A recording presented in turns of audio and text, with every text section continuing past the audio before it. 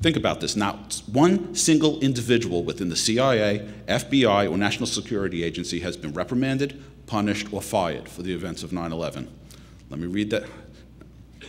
Senator Mark Dayton claimed that NORAD officials lied to the American people, they lied to Congress, and they lied to your 9/11 Commission to create a false impression of incompetence, communication, and protection of the American people. Let me read that again. Listen carefully. Senator Mark Dayton claimed that NORAD officials lied to the American people, they lied to Congress, and they lied to your 9/11 Commission to create a false impression of incompetence. I would ask our critics, do the victims' families, some of whom are here tonight, have a right to ask what they possibly could have been hiding? What could possibly be worse than incompetence? In 1993, Minnie Lee Jones, the Surgeon General of the United States under Bill Clinton, said that masturbation is a part of human sexuality. She was fired by the president. Richard Myers, in charge of the Pentagon on 9/11, was promoted. He was promoted from vice chairman to the chairman of the Joint Chiefs of Staff. Ralph Eberhardt, in charge of NORAD on 9/11, our air defenses, he was nominated and promoted by George Bush to the head of the U.S. Northern Command. Charles Leidig, if I'm pronouncing that properly, he was in charge of what we call the War Room. You've seen the movie War Games, the big room with the screens on the TV, a bunch of military guys were supposed to protect us in an emergency. We're under attack, no jets scrambled. He was in charge of the War Room. He was promoted to Admiral. Brigadier General Montague Winfield, he was supposed to be in charge of the War Room on that morning.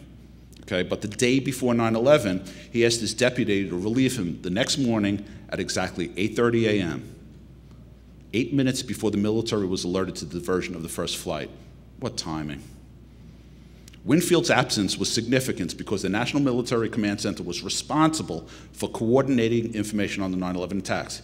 He was promoted to the 2-star rank of Major General for being missing from his post.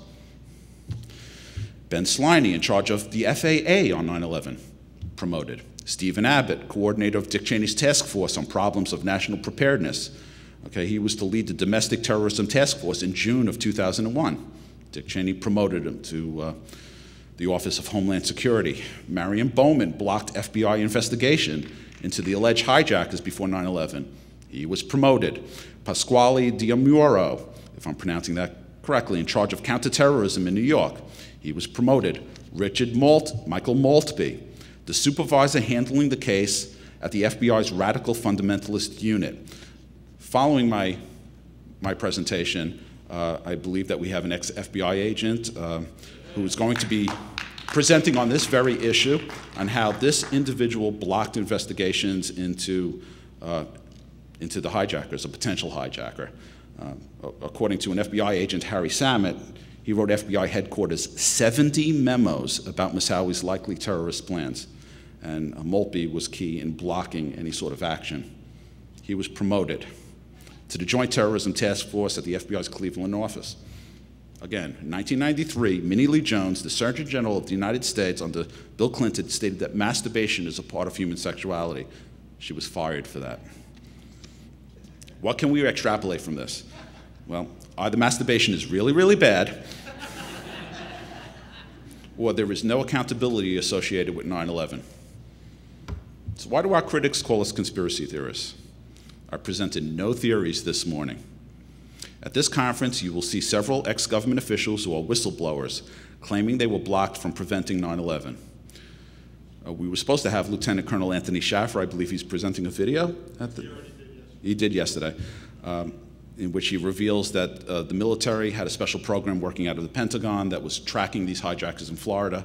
He went down to Florida to the Southern Command to try to take them out and was blocked by a 2-star general. I would think that would raise some questions, why we protected these terrorists in Florida. This is a Bronze Star recipient who worked out of the Pentagon. He's not a conspiracy theorist. He's a Bronze Star recipient. 9/11 Commission wouldn't even put it in their report. I'd like to finish by talking about an editorial I saw just the other day by somebody by the name of Paul Craig Roberts. For those who don't know Paul Craig Roberts, some of you do.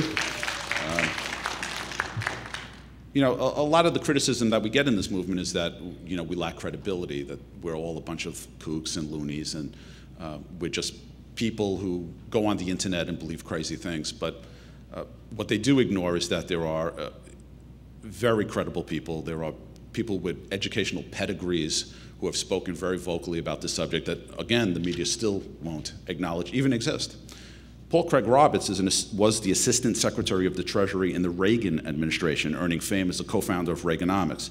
He's a former editor and columnist for the Wall Street Journal, Business Week, Scripps Howard News Service, hardly a liberal radical.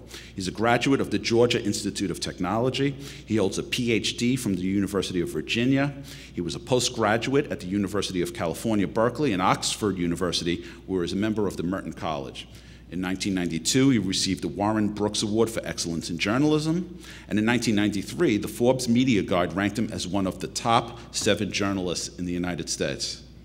Should we listen to this guy? The journalists among us, do you have that kind of record? If expressing doubts or reservations about the official story in the 9/11 Commission report, this is Roberts speaking. If expressing doubts or reservations about the official story in the 9/11 Commission report makes a person a conspiracy theory kook, then we have to include both co-chairmen of the 9/11 Commission and the Commission's legal counsel, all of whom have written books in which they clearly state they were lied to by the government officials when they were conducting their investigations. On the subject of 9/11 conspiracy theorists, Roberts states, Cass Sunstein, an Obama regime official, has a solution for the 9/11 skeptics. Infiltrate them and provoke them into statements and actions that can be used to discredit or arrest them. Get rid of them at all costs. Why employ such extreme measures against alleged kooks? If they only provide entertainment and laughs, is the government worried that they may be onto something?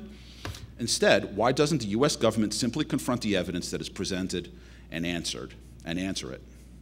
For those of you who may not have heard about this, Cass Sunstein is considered a likely candidate for the Supreme Court if Obama has the opportunity to seat him. This is one of his top legal counsels, and he recently wrote a paper dealing with the problem of 9/11 truth conspiracy theorists. And his solution is something he calls cognitive infiltration, cognitive disruption, infiltrate and disrupt. What happened to transparency? I thought we were going to get transparency from this administration. Roberts concludes by saying, and this is what I'd like to finish with, because I wish I had said it myself. Roberts concludes by saying, for their own good and that of the wider world, Americans need to pay attention to the growing body of experts who are telling them that the government's account of 9/11 fails their investigation. 9/11 launched the neoconservative plan for US world hegemony. The morons in Washington are pushing the envelope of nuclear war. The insane drive for American hegemony threatens life on Earth. The American people, by accepting the lies and deceptions of their government, are facilitating this outcome. Thank you.